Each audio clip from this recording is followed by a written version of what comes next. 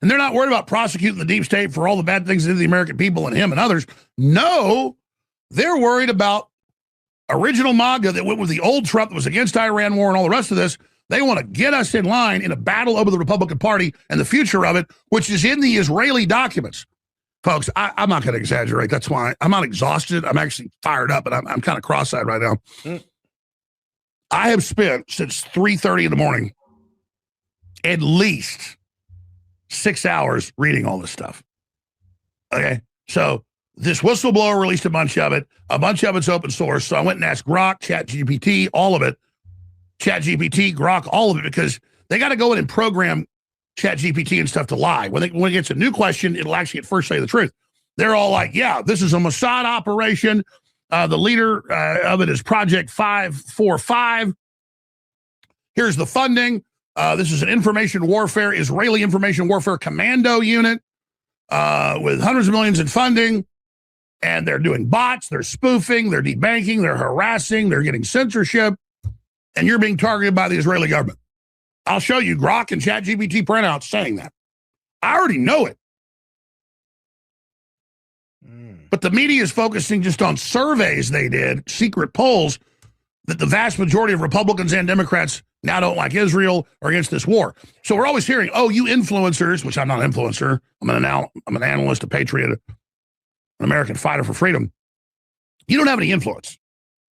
Well, then why is Trump attacking us? Why is Israel? No, they admit in these reports that are restricted. They don't want you to have these. That, oh my God, these people are super popular. What are we going to do? Well, we'll just ridicule them and censor them and attack them. And yeah, and that's literally what they did. Like, you could not deny that, bro. You needed to come full force when it came to Candace Owens and Tucker because of their fan base, especially Candace. Candace fan base, like, let's be real. Like, Candace is like the Nicki Minaj of the political space. Like, her fan base is crazy. But they're a solid fan base. But here's the thing, though, is like, you're really going to have to send out an attack on her. Like, everything she does is pretty much getting looked at under a microscope. Tucker Carlson, I mean, like I said, the man's just not a hateful person. For some reason, he's being attacked for that. It's like, can you imagine not wanting to hate Muslims, not wanting to hate anybody, yet people like are attacking you for not being a hateful person? Like, can you imagine? That's what Tucker Carlson going through right now. Make false claims on them of copyright or this or that, or flag their stuff. So I'm going to get into the meat and potatoes of that to show you all the documents coming up as well. It's just outrageous. I mean, I know Netanyahu's buying Congress. I know they're running a lot of propaganda ads and stuff. But to then turn loose spy agencies of Israel working with the White House under Sebastian Gorka to target us, and then Gorka's basically calling us terrorists on air. This is serious tyranny, because Israel, to control foreign policy, has to control domestic policy. So it's just crazy. And then I saw the bots and the influencers flood my post today. Yeah. Oh, it's always the Jews. There's no one doing anything to you. You're making this up. It's all public. It's documented. Netanyahu admits they're doing it. It's all there. But they just say, no, it's not happening. I mean, shout out to the Hezbollah. If you don't know what Hezbollah is, look it up. It's an Israeli operation to, invoke their propaganda. So Israeli propaganda, Hezbollah. You're lying. It's fake. But actually, you know what? Let's go ahead and get over to another controversial figure. Since, he mentioned his name, let's get into Nick Fuentes and let's see what he got to say. Trump pushes Israel towards ceasefire. All right, let's get into it. We're going to talk all about the war in Iran and where to even begin. It's hard to say what is even happening here. We have effectively been in a stalemate with Iran for the past 8 weeks.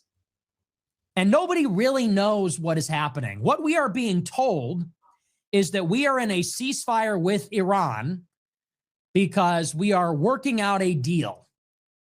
We are engaging Iran in diplomacy. There are bilateral negotiations between the United States and Iran. They're actually being mediated. They're indirect through Pakistan and Qatar. However, it's hard to say if that is even true. This is what we are being told. And yet at the same time, it seems that every week Mhm. there is this familiar cycle where the administration comes out and they say on Truth Social or in the press pool or in the Oval Office, they will tell us that Iran is begging us to make a deal. They have begged us for an extension of the ceasefire. Mm. They want to make a deal really badly. They're making major concessions, and that a deal is imminent. We have And none of that has happened. And that's what I'm saying. They said that during the beginning that, oh, they're begging for a deal. We've completely decimated them. And then when they come to the negotiation table, we hit them with our maximus demands, and these guys just like walk away. So what does that tell you? probably heard this no fewer than a dozen times since the war started. And then what inevitably happens is that within 24 to 48 hours, the Iranian side will come out publicly and say that everything the administration is saying is a lie.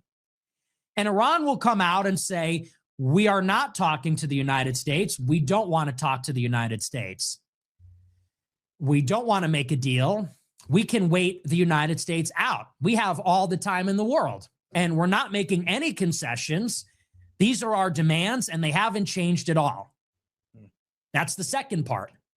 And then within days of this, the United States comes out. Trump in particular will say that he is finally done messing around, and the Iranians are not taking him seriously, and they're crazy, and they don't know what they're doing. And if they don't get their act together, then we're going to bomb them again. And this is a cycle. We have seen this basically every week for the past 8 to 9 weeks. They want to make a deal. They're making concessions. A deal is imminent. We are planning all these meetings. We're going to Pakistan. We're doing this and that. Iran says none of that is true. Our demands haven't changed. It's still the same. And then Trump comes out and says, we're going to bomb them. And then it starts all over again the next week. It's like we all just forget. Starts all over again the next week. We don't bomb them. Trump comes out and says, oh, we don't need to bomb them because they begged for a ceasefire and they want a deal more than anyone knows. And they're making concessions. They call us liars. He threatens to bomb. This has been the cycle.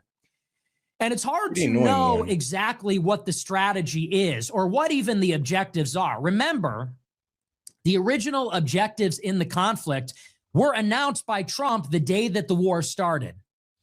We were seeking the destruction of Iran's stockpile of highly enriched uranium. We wanted to destroy their enrichment capability. We wanted to degrade their stockpile of missiles and drones. We wanted to stop them from supporting regional proxies. We wanted to sink their navy and institute a regime change. Those were the initial objectives, and we have achieved none of these things. We have not destroyed their highly enriched uranium. We've not destroyed their nuclear capability. I mean, here's the thing, though. I mean, we not only have we not destroyed it, but now it's looking like we're about to give these guys billions of dollars just to get back into a stricter version of the JCPOA, except we're giving them more money.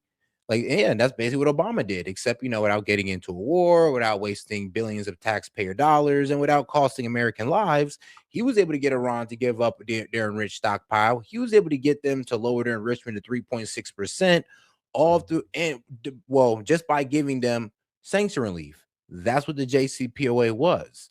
Now, Trump's about to do the same exact thing, but except, like I said, he actually did lose American soldiers. He did have to spend billions of dollars, and he pretty much is in this conflict/war. And he's about to walk away with the same results that Obama got. Like, I'm sorry, but that just does not look good. And they're not willing to give up either of those things. We have not destroyed their stockpile of drones and missiles. We haven't even significantly degraded them. They're actually rebuilding what they've lost, and that will be completed within 6 months. We failed at regime change. If anything, the regime is now stronger. At the minimum, it is more resilient, it is more defiant, and it is dug in. It's not going anywhere anytime soon. So if we have not achieved our objectives, then have we abandoned them? And if we haven't abandoned them, then how are we going to achieve them in the future without re-engaging Iran militarily? And this is sort of the fundamental question, which is, We have all these objectives that we failed to complete, which, by the way, now includes also the opening of the Strait of Hormuz without Iran being able to charge tolls. So we haven't achieved any of the objectives. In order to achieve them, it would probably require. And here's the thing, though, for Iran to open up the strait and not charge tolls, like I said, they want sanction relief. They want billions of dollars back, which they can use to fund proxies or advance their missile technology even further. All things that Israel does not want. But here's the problem. We got to stop focusing on what Israel wants and start focusing on our interests. What our interest is and where it ends at is that enriched uranium. We take care of that, we leave, and then we leave the rest of Israel. If Israel want to go one-on-one with Iran, let them have that one-on-one, man. Let them shoot the fade. And, we just don't get involved this time. A significant military escalation in terms of tactics and strategy. It might involve a ground war or attacks on civilian infrastructure or the use of weapons of mass destruction. But it seems that that is off the table. It seems that everybody realizes the administration is unwilling or unable to do this. And so if the objectives have not been completed, and if the United States is not willing or able to escalate in such a way to achieve those objectives. Hey, shout out AJ for sending a thumbs up for 10 joules. And shout out my man Mike Finley for sending a star for 2 joules. Appreciate the support, guys. I just seen it, but appreciate you guys. In another round of attacks, well, then does that mean the United States has abandoned its goals? And it seems that for the past 8 to 9 weeks, we are slowly coming to terms with the fact that we have lost the war. We have not achieved our objectives. It is impossible now to achieve them. It is most likely cost prohibitive or impossible to achieve anything that we set out to achieve.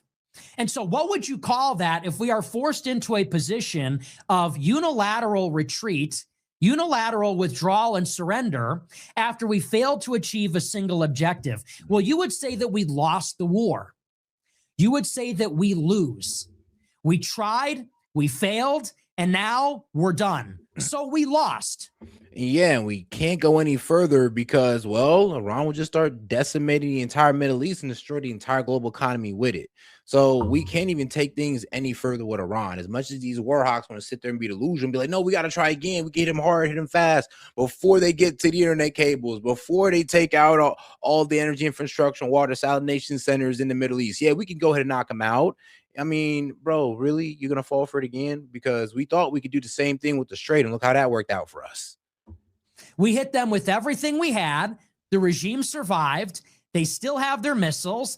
They still have their nukes. Actually, they have the Strait of Hormuz under their control, whereas they did not before. True. And there is nothing we could do even to get them to make any concessions. So it's not even like a negotiated settlement. It's not even like we brought them to the table and had leverage and we got them to agree to certain things.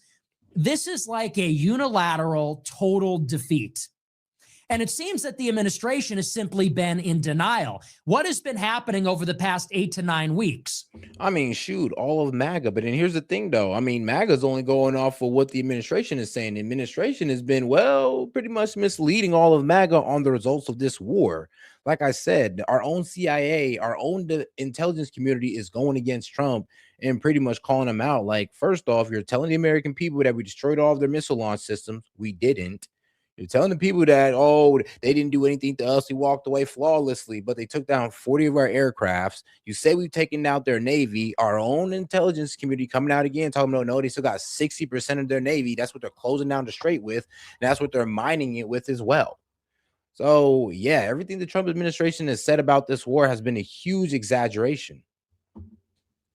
Well, it seems that in the first few weeks, guys, make sure to super chat or support the stream with a Venmo, super chat, or Rumble rant with any question, comment, jokes, or disagreements. Appreciate the support, by the way, guys.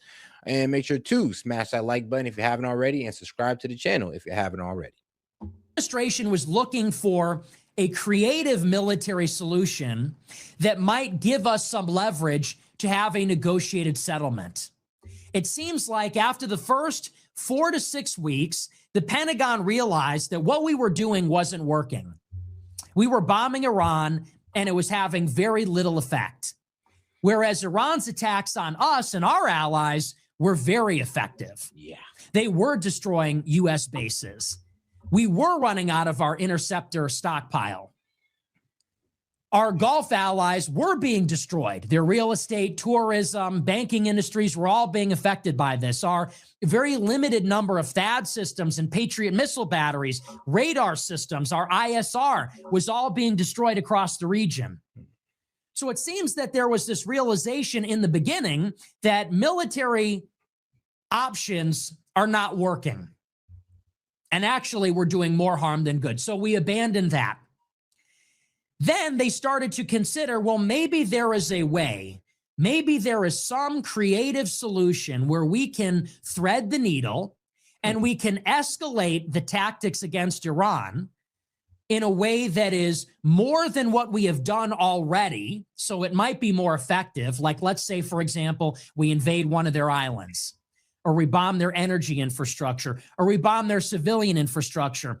In other words, we escalate the tactics qualitatively. We do something we haven't done yet so that it might be more effective than what we tried and which failed.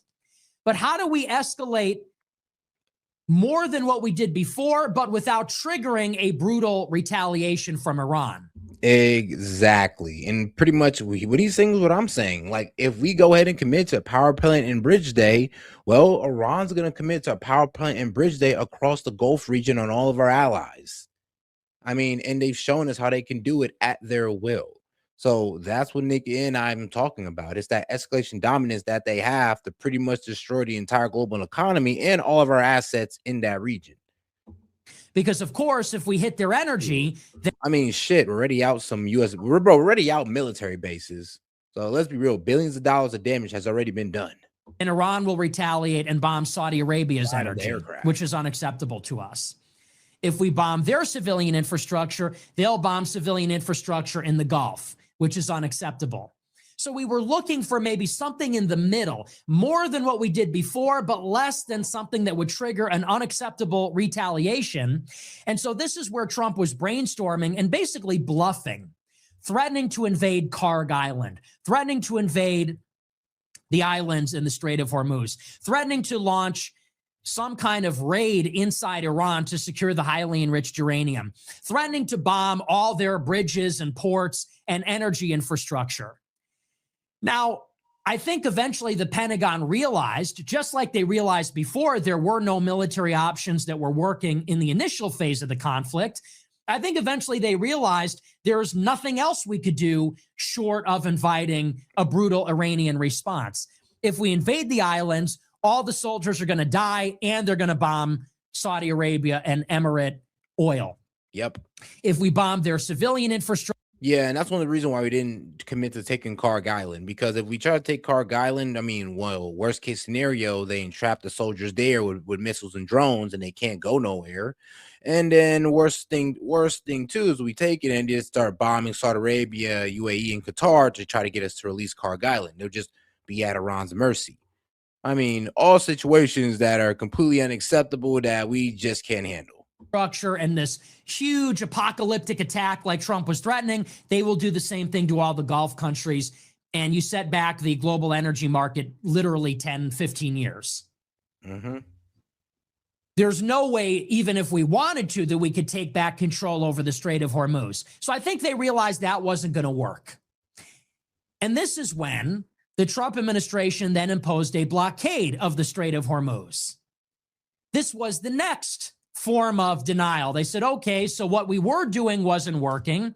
There's nothing more that we can do militarily. So then they came up with this harebrained idea. Trump administration said, we're going to use the U.S. Navy to close the Strait of Hormuz to Iranian shipping. Because how it has worked so far is that Iran's IRGC is closing shipping for everybody other than them and their own allies. So Iran still has sea-based shipping at all of their ports going through the strait. Obviously, they're not going to target their own ships with mines and drones and missiles. So they still have trade through the Strait of Hormuz. So the Pentagon came up with this idea that we would interdict their shipping. We would close the Strait of Hormuz on the opposite side. So now all of our allies can't send their oil out through the strait because they'll be mined or bombed by Iran.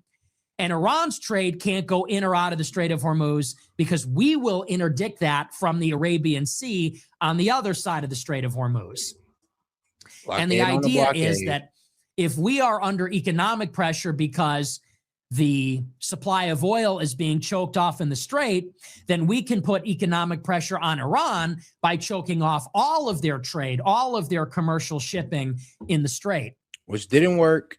However, the Pentagon has determined that there. I mean, and here's the thing, though. It just did not work. Like, we tried and it didn't work. Like, we tried to do the blockade. They said in 48 hours to a week, oh, their pipes are going to burst, their economy is going to collapse. And that did not happen whatsoever. Then intelligence come out and actually say, well, actually, no, Iran could actually last up to 6 months with this blockade. I was like, bro, are you serious? So mainstream media hitting us and Trump hitting us with the, oh, give it 48 hours to a week. And the CIA once again comes up, making the Trump administration look dumb. And like, no, actually, it's about 6 months. There is no guarantee this will have any impact. The IRGC has complete control over the country.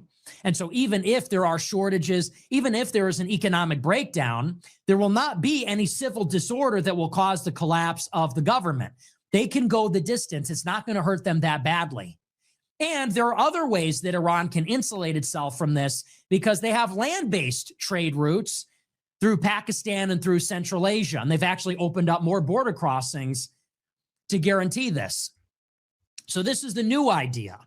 And so now we've entered into this new phase where the administration is talking to Iran. And again, they're promoting this idea of peace talks, when in reality, we just have no cards to play. We have no leverage. And let's talk about the negotiations as they stand.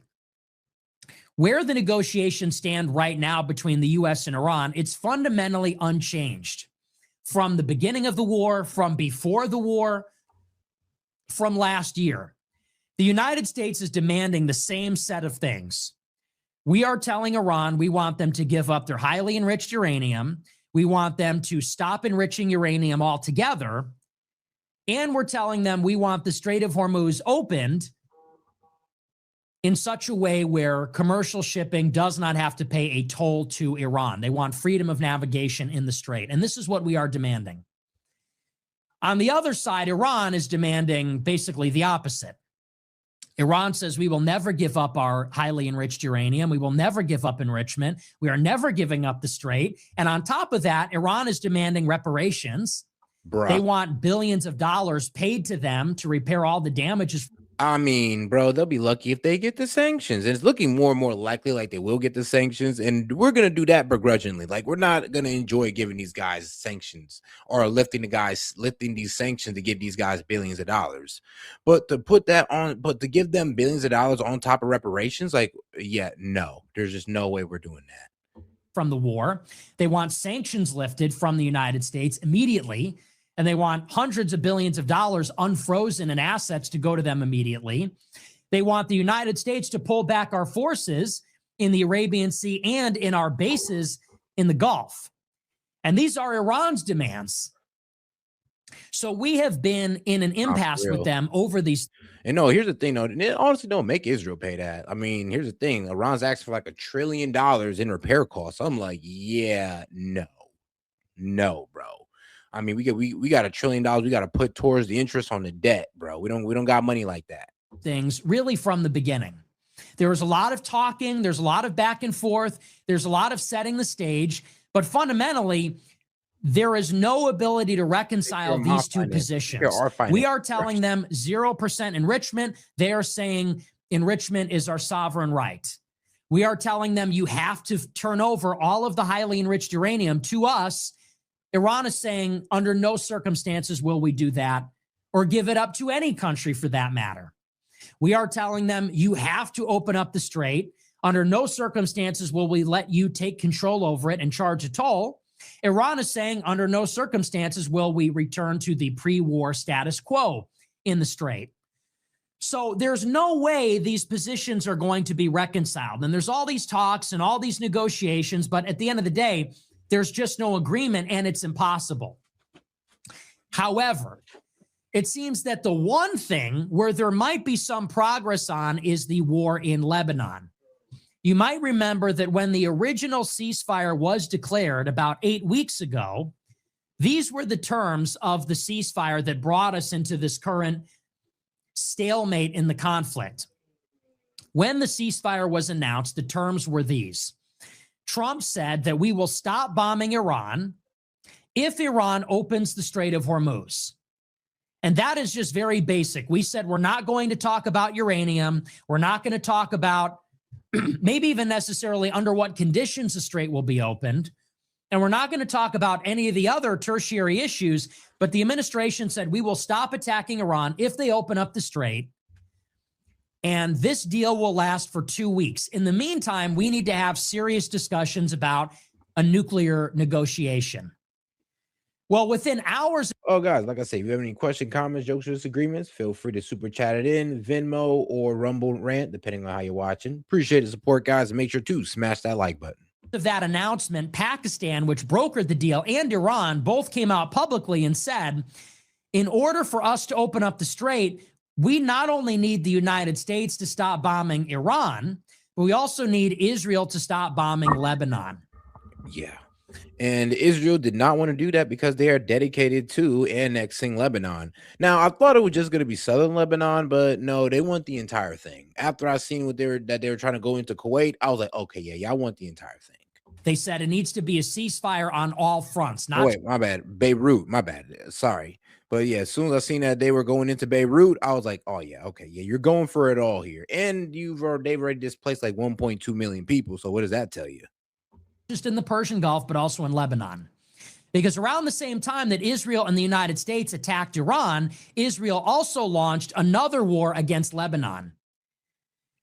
They gave an evacuation notice for about the southern third of the country, about a third of all of Lebanon's territory. They displaced over 1 million people, killed thousands, and they launched the most aggressive bombing campaign against Lebanon since 2024. And it even included an incursion on the ground. So while everybody was looking at the Persian Gulf and everybody was looking at Iran and everybody was talking about regime change over there, Israel was invading Lebanon. Israel was displacing millions of people from southern Lebanon because they are preparing to give Lebanon the Gaza treatment.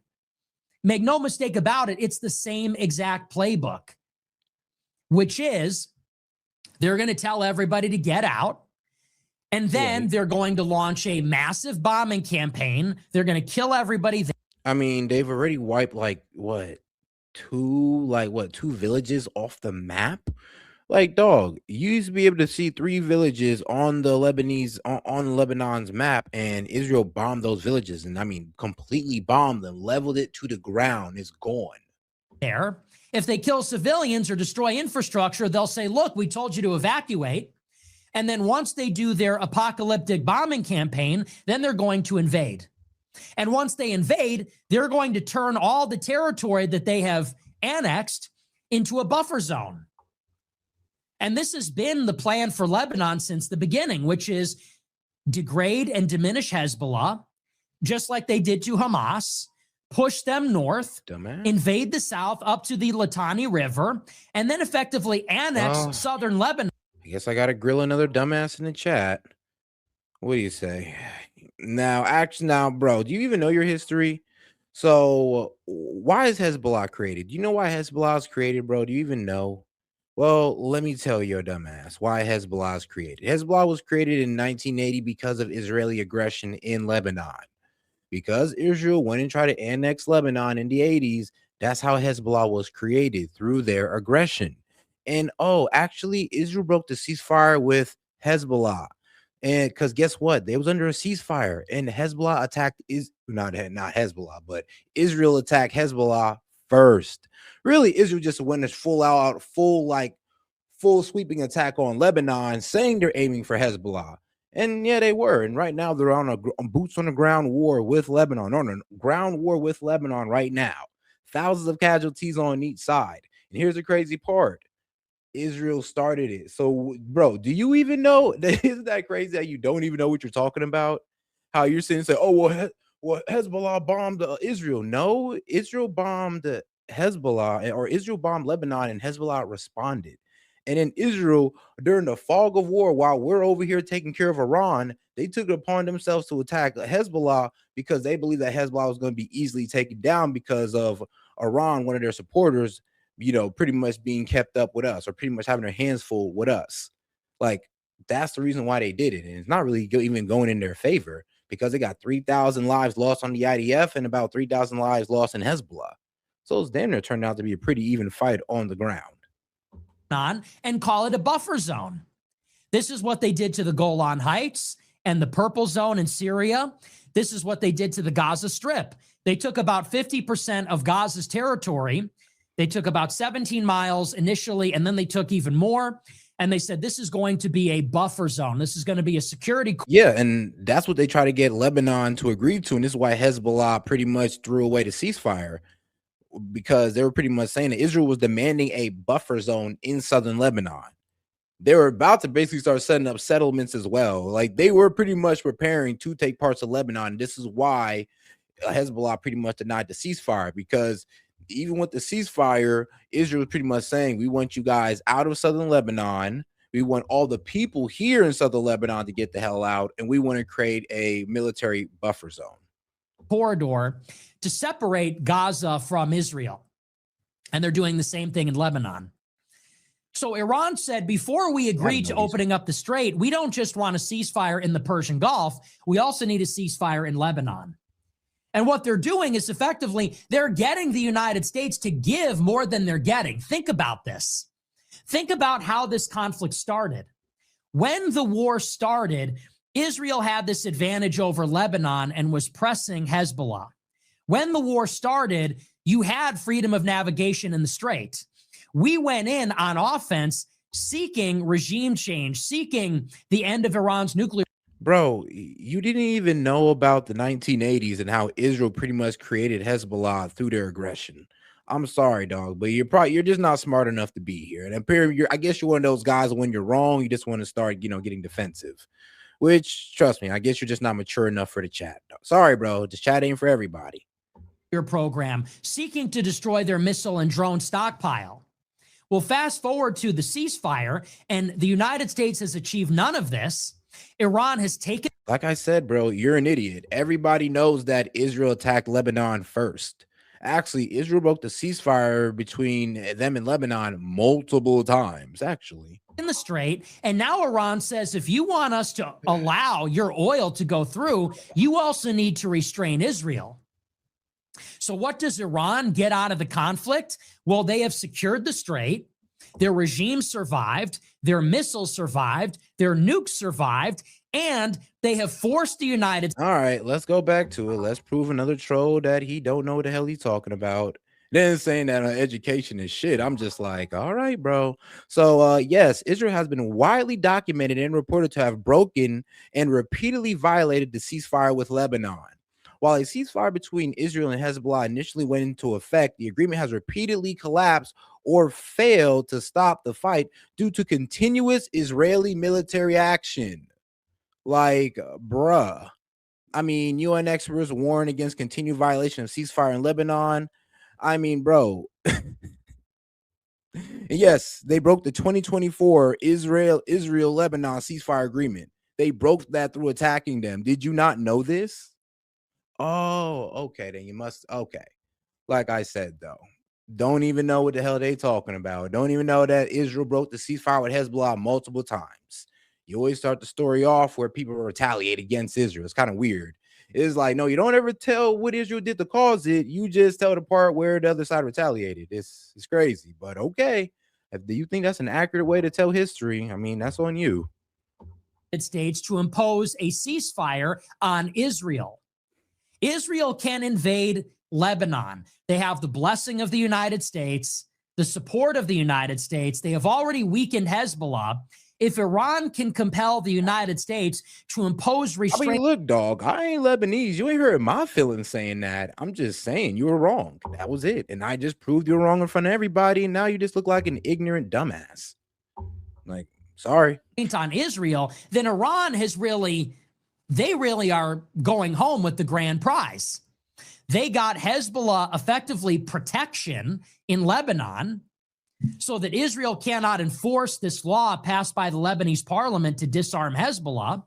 And Iran gains the Strait, and they got to keep everything they. Here's the thing about disarming Hezbollah. The Lebanese people don't want Hezbollah to disarm, because Hezbollah, sadly, the terrorist group, is the only people actually protecting the Lebanese people from being occupied. Like, it's kind of crazy how the Lebanese army is just turning over, the Lebanese government or president just turning over the Israeli aggression, and it's Hezbollah the one that's pretty much fighting them off. That's why there will be no disarming of Hezbollah, because the army will not stand up for its own people. The government won't stand up for its own people, and they're leaving it to Hezbollah. My dog, you got Christians in Lebanon going to Hezbollah for help. Started with their strategic capabilities, which are their missiles, their nuclear hedge, and the regime is intact. So this is the grand prize for Iran. Well, these were the terms of the ceasefire.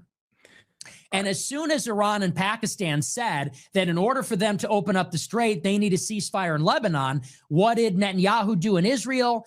He started bombing Lebanon more intensely than ever before.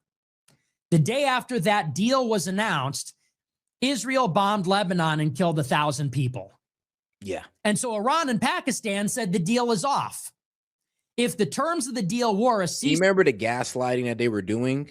They were like, oh, no, Lebanon wasn't part of the deal. No, it never was. Yes, that actually was. Yes, Lebanon was part of the deal. They were just faking like it wasn't for some reason. I don't understand why. Because what was it? The Pakistan foreign minister said it was on there. Iran said it was on there. And the U.S. said, oh, no, we don't remember. So 2 out of the 3 parties said that actually Lebanon was on there. And for some reason, like I said, Israel took it upon themselves. Well, America took it upon themselves to ignore it, and Israel took it upon themselves to ignore it as well, and actually commit to one of the biggest striking campaigns on Lebanon. Like, what was it, 100 strikes? And like they said, it was like 10 to 20 minutes. I was like, damn. And like I said, once again, taking out whole cities, whole neighborhoods, whole villages. Fire on all fronts in exchange for opening the Strait. Iran said, look, there is no ceasefire. You can't control Israel. They just actually escalated the fighting. So they said, not only is the deal off, and therefore the Strait of Hormuz is still closed, which it remains closed to this day, but Iran also said, we don't even want to talk anymore.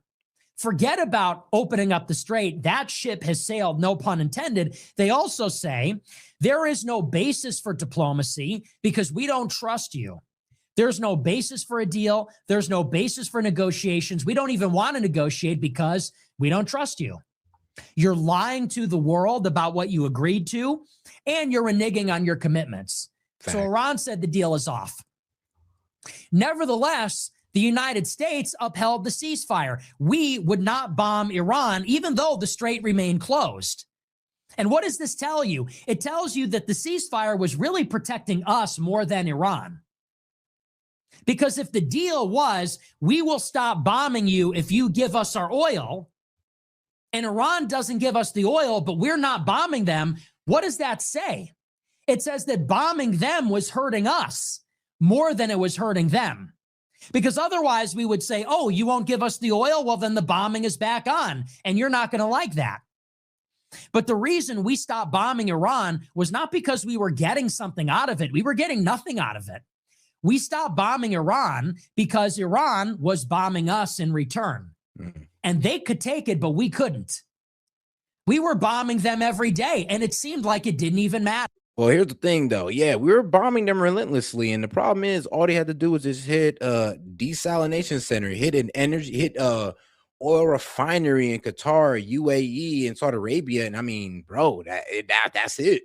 Like, we're damn near ready to cry uncle because prices are skyrocketing across the board. And then the straits closed. We got oil held up, fertilizer held up, liquid gas held up. It's not looking good. It's not looking good. So you got to understand here that this is why this is why we have the argument that, this is looking like a loss for Trump. What have we gained from this war? Like, also, why can't we remove Iran? Why can't we get them off the Strait? Why can't we continue with vicious attacks? Because they can completely decimate the global economy. Why? Because all of the oil, all of Qatar, all of Oman, and all of Saudi Arabia is right around Iran. And sadly, they got all the oil refineries that we need. They got the water desalination centers that the whole country needs. And look, all Iran got to do is destroy the water desalination centers, and tourism in the Middle East is cooked. And then if you destroy the energy infrastructure as well, be real with you, the oil industry in the Middle East is cooked, and it won't be rebuilt for, like, honestly, probably like 10 years. Like they said, it's going to take some years to rebuild all of that before things are up and running back in the Middle East, which would mean years of, well, high gas pricing. Or maybe we'd probably try to move to renewable energies due to the cost, hopefully. Hey, and shout out AJ for sending the 10 joules sending the thumbs up for 10 joules. Appreciate the support, sis. Shout out. You know what? Hey, I know I'm going to give you a celebration for that one. Appreciate that. Let's see here. Wait, where's my man?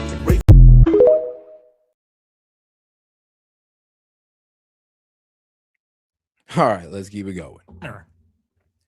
We were not destroying or degrading their drone capability or their missile capability. Whereas on the flip side, Iran did destroy 9 U.S. bases. They inflicted hundreds of billions of dollars on U.S. infrastructure in the Gulf. Not only that, but their attacks on the Gulf countries were destroying the Gulf countries' economies. Yeah, I mean, like I say, like, bro, Saudi Arabia, the UAE, Dubai, like places like that will never be the same. Like, bro, who wants to sit there and possibly have to worry about a drone hitting into you or an Iranian missile hitting into you? Like, tourism is now cooked unless they can pretty much secure that Iran will never attack them ever again, and people can feel safe in the Middle East. But now, no, tourism is completely cooked, and they might just have to, rely on energy or, energy in their oil. And I ain't gonna lie, that's not gonna be enough to sustain them over, and they'll be losing a lot of tourist money, and of course, a lot of money for the high net worth people that live there, because their ass is leaving too for a safer region. Their attacks on Saudi Arabia, Bahrain, Qatar, the Emirates, Kuwait, it was literally destroying these countries' economies. What's more, just the fact that Iran was launching drones and missiles at all was diminishing our supply of drone and missile interceptors, of which we have sparingly few and which we don't make enough of. So even though Iran still has 70% of their missiles, we have actually spent 70% of our missile interceptors. Think about that. We bombed them 15,000 times. They still have most of their missiles, and they're making hundreds of them every month. China is shipping them components, and they've already restarted the production of drones and missiles. And the drones are cheaper than the missiles. They're like $20,000 a piece. At the same time, we have burned through most of our interceptors, about 70% of them. Our Patriot missile batteries, our THAAD system was destroyed in Jordan. Yeah, sorry, I had to get bro out of here. I guess he was being a bit too low IQ for the chat. A bit too low IQ. LeBro had no real arguments at all. And I guess he just has a hatred towards Arabs and Muslims apparently as well. I don't know what's up with MAGA and that. Like, what's up with MAGA and having a hatred towards Arabs and Muslims? Like, it's low-key weird. Like, I'm sorry, but this whole, like, when the Dems called y'all racist, you're kind of proving them right with this whole hatred of Islam and Arabs. You know that, right? Like, y'all don't see how y'all are kind of being racist. But it's I guess it's not racism when it's Arabs though. Okay, that makes sense. So it's actually us that couldn't stand the heat. We said that Iran was begging for a ceasefire. We were begging for the ceasefire, and that's why we effectively imposed one on ourselves with no conditions. We said, "All right, we'll stop bombing you if you give us the oil. If you give us the oil back." Well, the Strait of Hormuz has been closed since February 28th, and we still haven't bombed them since the ceasefire. What does that tell you? It means it's benefiting us more than it's benefiting them. So those were the terms of the deal many weeks ago. Now, about a week and a half ago, it looked like Iran and the United States were on the cusp of another deal. But once again, the situation in Lebanon was the sticking point. And Iran, if they even want to entertain a 30-day, a 60-day short-term ceasefire, these are sort of the terms of the negotiations now. Iran is telling the United States, look, let's just shelve the nuclear issue. It's never going to be solved in a short period of time. Yeah. But Iran is saying, if you end your blockade of the Strait, we will end our closure of the Strait. If you stop bombing us, we will stop bombing you. If you give us sanctions relief, we will give you economic relief. And then over the next 30 to 60 days, The call definitely happened, but both sides are spinning it in their own ways, and they're spinning it with the classic people. So just background on this. This is an Axios piece. The author of this piece is Barak Ravid, who is an award-winning journalist, won a coverage, co-authored by Mark Caputo, former colleague of mine at NBC News. But Barak Ravid is famous, or should I say now infamous in media circles, for being the guy who the White House always goes to leak stuff about conversations with Israel. Is this the guy that leaked it, that Bibi got up, that Biden got upset? Yes, same. This is the same So guy. he did both. Okay, He's bipartisan. I got Whether it. you're Joe Who's the Biden fair guy? well, it's not about being fair. It's the point is that whoever's in the White House, they know that this is the guy who does the stories about split between Israel and America. So we've had about 2 dozen of these stories over the last 3 years. Is this the guy you trust?